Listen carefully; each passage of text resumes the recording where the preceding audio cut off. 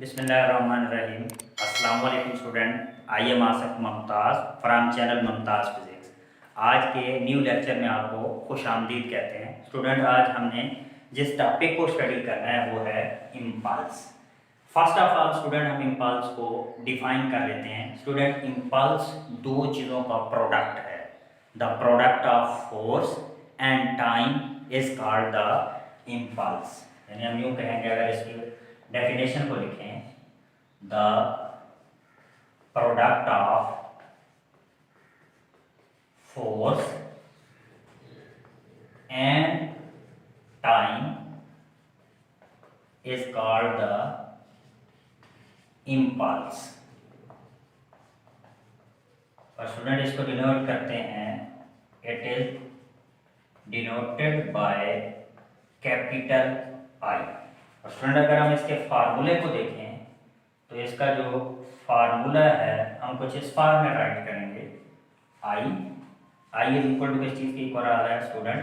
F cross T के equal आ गया है। तो ये हमारे पास इम्पल्स आ गया है। अब अगर हम इसका यूनिट देखें स्टूडेंट, इम्पल्स का स्टूडेंट जो यूनिट है, इम्पल्स का यूनिट भी मोमेंटम की यूनिट की इक्वल है। मोमेंटम का यूनिट हमने पढ़ा था किलोग्राम मीटर पर सेकंड, या फिर हमने इसको पढ़ा था न्यूटन सेकंड के इक्वल। तो मोमेंटम का और जो इम्पल्स है इसका यूनिट क्या आता है? सेम आता है। और स्टूडेंट, एक और बात, इन दोनों का जो डायमेंशन है वो डायमेंशन भी क्या आता है? सेम आता है। अब अगर हम डायमेंशन की बात करें स्टूडेंट, तो हमारे पास डायमेंशन किस चीज़ के इक्वल आएगा? F I is equal to आ रहा है एफ क्रॉस टी। स्टूडेंट, हम एफ को लिख सकते हैं M A into T. अब हम इसके डायमेंशन को लिख देते हैं। एम का dimension student capital M, acceleration का डायमेंशन आ रहा है एल टी माइनस 2, और टाइम का डायमेंशन स्टूडेंट हमारे पास आ रहा है कैपिटल टी। अगले स्टेप में हम इन दोनों को कंबाइन करेंगे। एम एल टी की पावर माइनस 2 है, टी की पावर प्लस 1 है, तो टी की पावर माइनस 1 रह जाएगा। तो ये हमारे पास इम्पल्स का डायमेंशन आ गया। तो स्टूडेंट, मोमेंटम का डायमेंशन भी यही होता है।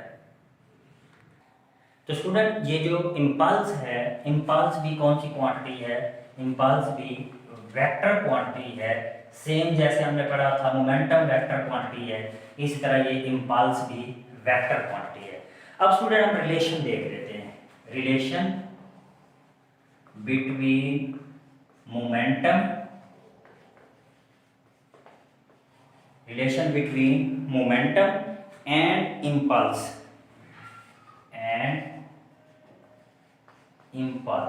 दो चीज़ों के दरमियान हमने रिलेशनशिप को स्टूडेंट स्टडी करना है। नंबर 1 पे मोमेंटम और नंबर 2 पे इम्पल्स। तो स्टूडेंट, फर्स्ट हम इसका प्रूफ स्टार्ट कर लेते हैं। स्टूडेंट, आपने पढ़ा था न्यूटन सेकंड लॉ के मुताबिक एफ इज इक्वल टू क्या होता है? एम ए।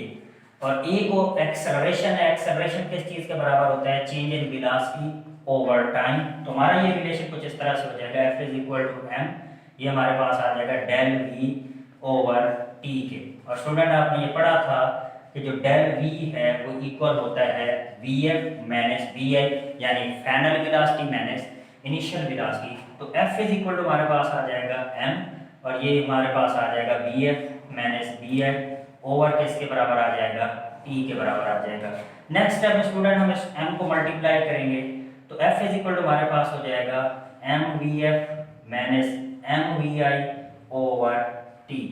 अब स्टूडेंट, हमने ये पढ़ा हुआ है कि जो एम वी एफ है ये फाइनल मोमेंटम के इक्वल है, और जो एम वी है ये इनिशियल मोमेंटम के इक्वल है। तो एफ इज इक्वल टू हमने इसको लिख दिया P F minus P I over किसके इक्वल आ गया? टी के इक्वल आ गया।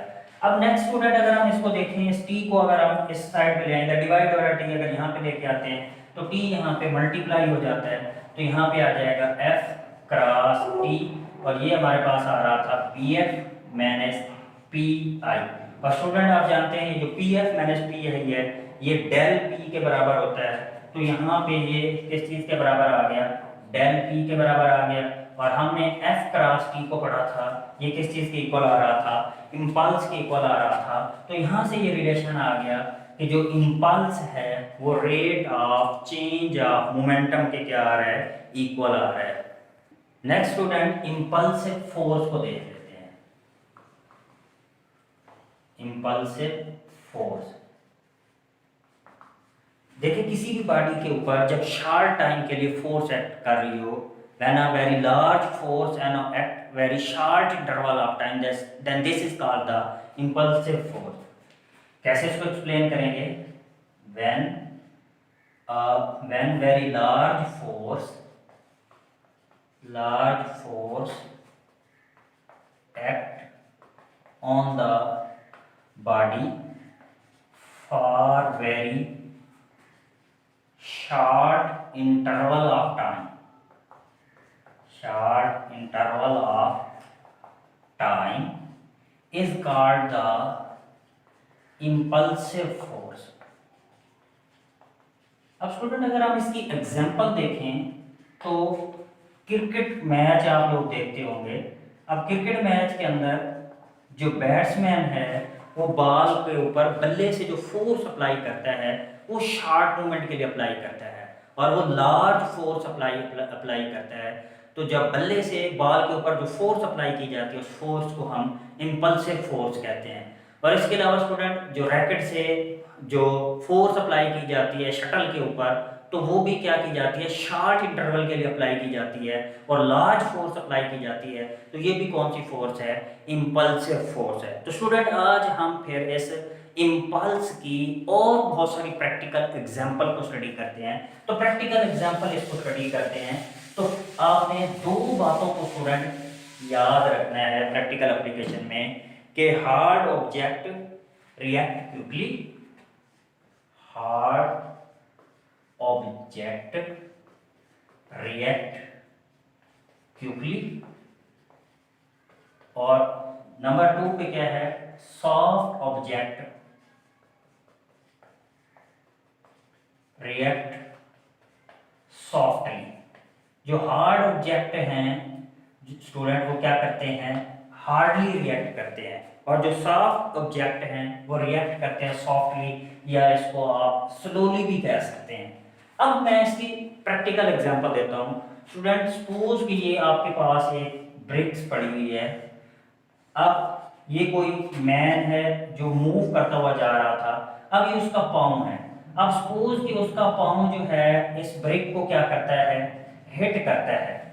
अब जैसे उसका पाँव इस ब्रिक को हिट करता है तो उसको लार्ज फोर्स एक्ट करती है। अब अगर हम सपोज करें कि इसके ऊपर जो फोर्स एक्ट करती है वो 1/100 सेकंड, यानी 1 सेकंड के 100 सेकंड के लिए इसके ऊपर एक्ट करती है।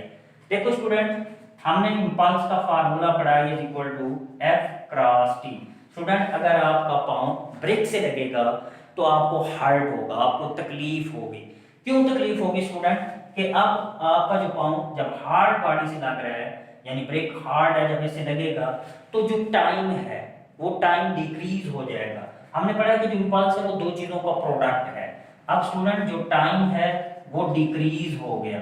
अब जैसे ही टाइम डिक्रीज होगा तो फोर्स क्या हो जाएगी? इंक्रीज हो जाएगी, क्योंकि दोनों का प्रोडक्ट क्या है? कांस्टेंट है। जब टाइम डिक्रीज हुआ F इंक्रीज हुआ। अब जब F इंक्रीज होगा तो F के इंक्रीज होने की वजह से जो इम्पल्स है वो भी इंक्रीज होगा, यानी आपकी बॉडी पाँव के ऊपर ज्यादा फोर्स एक्ट करेगी। जब ज्यादा फोर्स एक्ट करेगी तो आपको हार्ट फील होगा। स्टूडेंट सेकंड एग्जांपल हम फुटबॉल की देख लेते हैं। फुटबॉल। अब स्टूडेंट ये हमारे पास एक फुटबॉल पड़ी हुई है।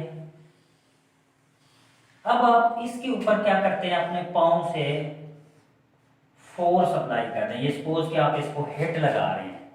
अब जैसे ही आप इसको स्टूडेंट हिट लगाएंगे तो आप जानते हैं फुटबॉल जो है वो सॉफ्ट बॉडी है।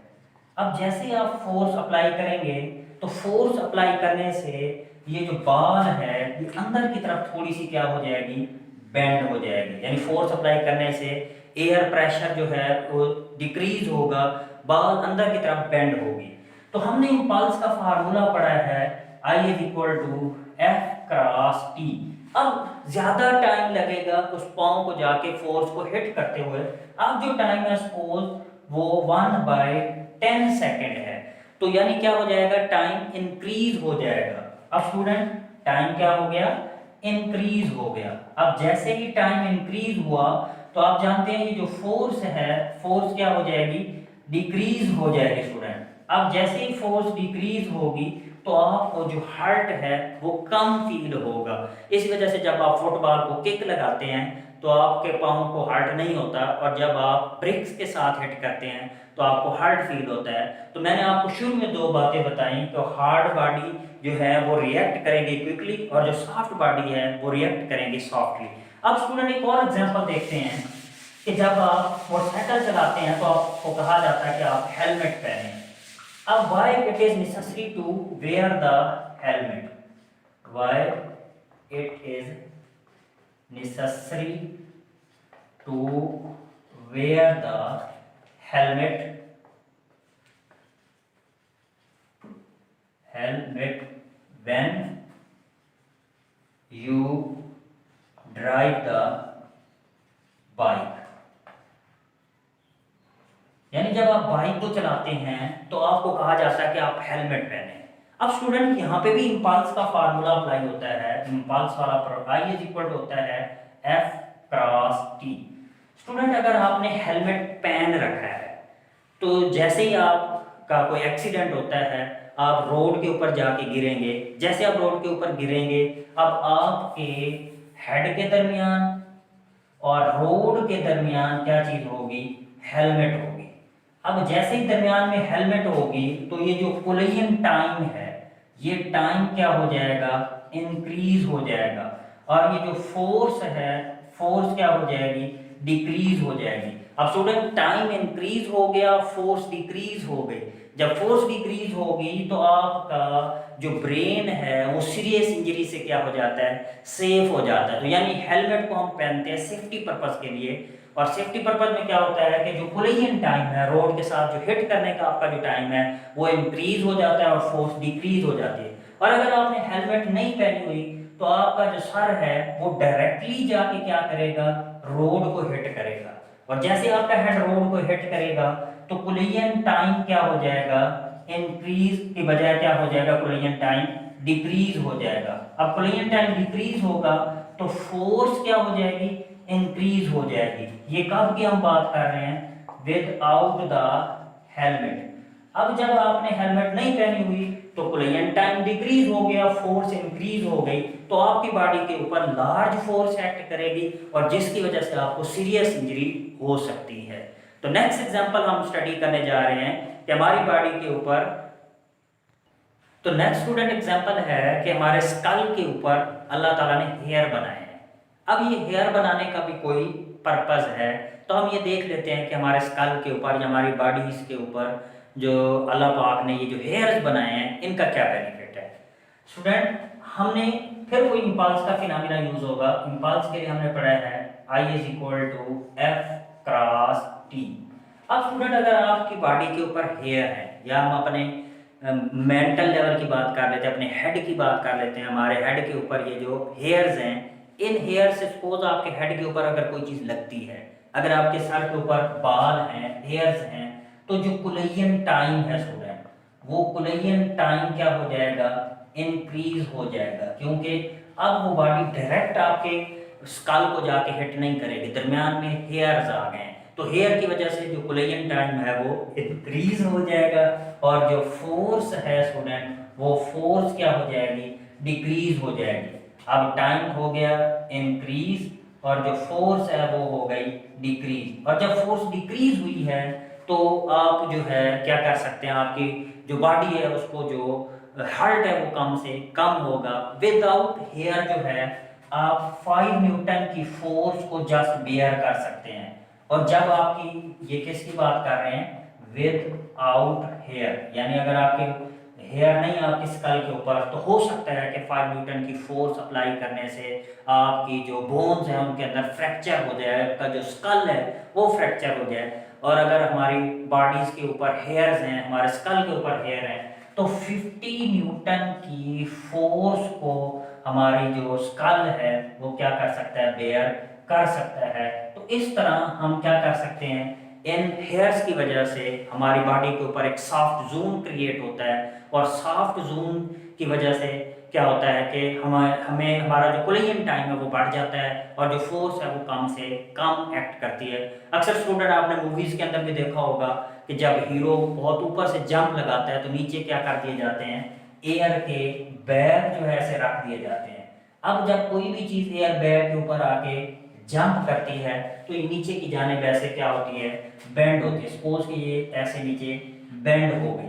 अब जब वो बेंड होगी तो बेंड होते हुए जो कोलिजन टाइम है वो इंक्रीज हो जाएगा, और जब कोलिजन टाइम इंक्रीज होगा आप जानते हैं कि जो फोर्स है वो डिक्रीज हो जाएगी, और जैसे फोर्स डिक्रीज होगी तो वो जो हीरो है वो इंजरी से क्या हो जाता है, सेफ हो जाता है। तो नीचे उसके क्या बिछा दिए जाते हैं, एयर के बैग होते हैं, जिसकी वजह से वो सीरियस इंजरी से बच जाता है। स्टूडेंट, इस इंटरेस्टिंग टॉपिक को मैं समझता हूँ कि आप लोग अच्छी तरह अंडरस्टैंड कर गए होंगे। अगर फिर भी आपके जहन में कोई क्वेश्चन आ रहा है तो कमेंट बॉक्स में आप कमेंट करके अपने क्वेश्चन का आंसर मालूम कर सकते हैं। अल्लाह।